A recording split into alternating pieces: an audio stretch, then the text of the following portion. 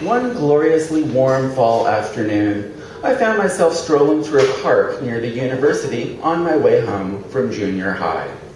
I was taking my time, sipping a Slurpee, and making sure the sunshine hit my face, which was supposed to help with my acne.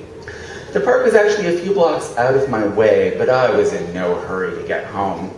My parents' house offended me with its boring, beigey squareness, its failure to possess even one secret room or hidden staircase. A dull, comfortable, respectable house like ours could never be haunted or contain a portal to an alternate dimension. Nor was I eager to see my parents. They weren't quite as square as the house, but they kept their eccentricities well concealed, and I bitterly resented them for it. The park, on the other hand, fascinated me. Everywhere, college-age kids read, debated, flew kites, made out, napped, meditated, and grooved to tiny transistor radios.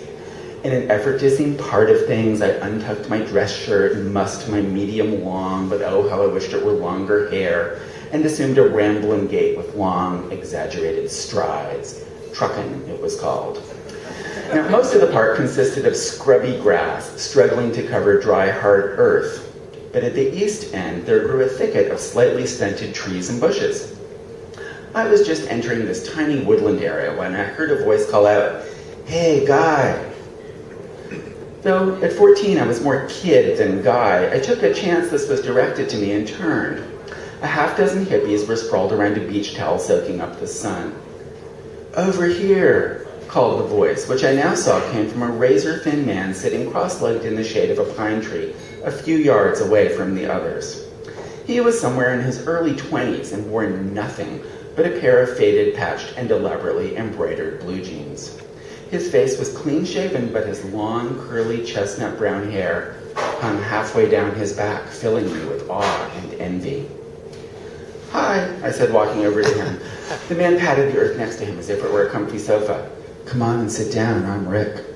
I felt myself staring, but couldn't stop. Rick's features were perfectly formed and perfectly symmetrical, and weirdly pretty, like the male lead in a sappy romance movie. "My name is Leonard," I said, still standing. Rick said, "Don't be scared, Leonard." And suddenly I wasn't. The serenity in Rick's worn brown eyes made it clear that he was a mellow guy. I sat. "So what brings you to the park today?" Rick asked. My scalp tingled, pins and needles, which it did when I was embarrassed, but in a happy way. "Just walking home, how about you?" "I'm witnessing," said Rick. "Witnessing what?" I asked. "Witnessing is when you share with others the truth that you've witnessed." I was intrigued. Recently, I'd fallen prey to a host of rapid mood swings and intense but mysterious longings. Since nobody had mentioned anything to me about pubescent hormones, I interpreted this as evidence of a deep spiritual hunger. This conclusion wasn't as far-fetched as it sounds. I lived in a town where bands of Hare Krishna serenaded the streets, and telephone poles were thick with posters advertising classes in Buddhist meditation, Sufism, and astral projection. "So, what truth did you witness?" I asked. Rick smiled. "The truth of Jesus." "Ah, Jesus freak, I was disappointed. I considered Christianity depressingly square, more hick than hippie. I also objected to the idea of hell on theological grounds. It seemed way harsh for anyone short of Hitler. "I'm a Taoist," I said, proudly. I'd spent hours scouring the shelves of the public library, searching for a religion that was suitably exotic but didn't require any huge leaps of faith or complicated rituals. Taoism fit the bill, and I appreciated the brevity of its holy text, the Tao Te Ching. 86 pages. "A Taoist, that's cool," said Rick, still smiling. "What's that all about?" The words that should have been in my head waiting for this question had wandered off. Finally, I managed to stammer, "Taoism is like going with the flow and, not getting hung up." "Huh," said Rick. "Sounds cool, but you can find peace with Jesus too if you want." I was surprised. "Isn't that against your religion, being in another religion?" "Jesus is God and God is love. That's my religion, nothing less, nothing more." Rick's self-confidence was mesmerizing. "What about heaven and hell and the commandments and all that?" I asked. Rick waved his hand dismissively. "I leave those to the professors of theology." So I can be a Taoist and a Christian at the same time? Sure, why not? Rick smiled. I liked the way he smiled all the time. It seemed real. Not like the forced cheerfulness of people on TV or the hollow-eyed Moonies who went door to door asking people to dinner, an invitation I always declined in light of their reputation for kidnapping and brainwashing their guests. There was a pause. Then Rick gestured towards the hippies around the beach towel. Me and my family are just passing through town on our way to Oregon. We're going to start an organic farm, build it ourselves, from scratch. That's cool, I said, casually hiding my 7-Eleven cup with its offensively plastic straw behind my back. Yeah, said Rick half-heartedly.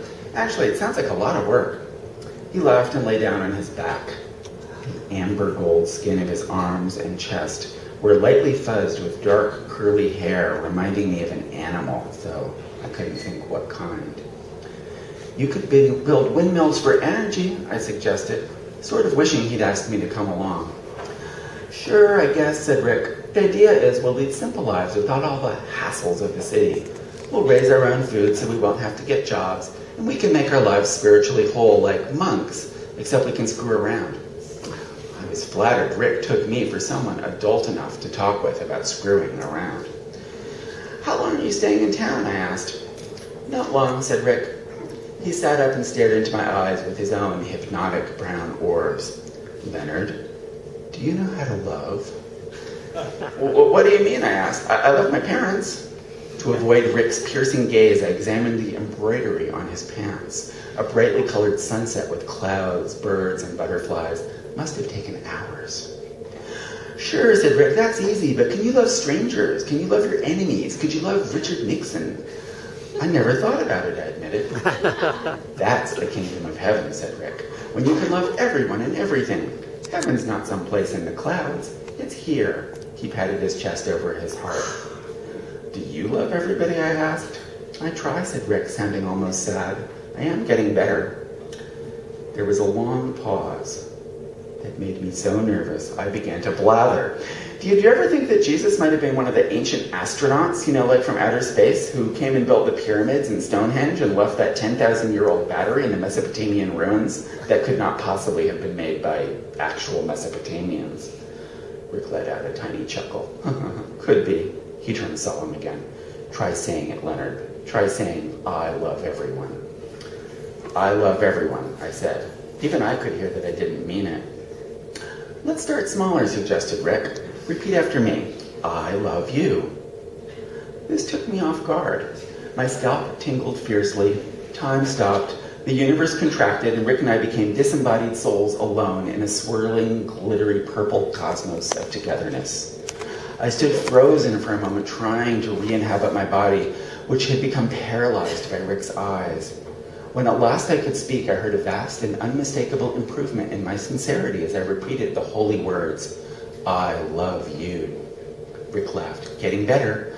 Loving doesn't always come easy. Sometimes you have to work at it. As he spoke, one of Rick's family, a blonde girl with a cold grin on her pretty face, walked over and plopped down next to us. The girl nodded in my direction. With a hint of sarcasm, she asked, Who's this little angel? This is Leonard, said Rick. We've been rapping about love. I'll bet you have, the girl sneered.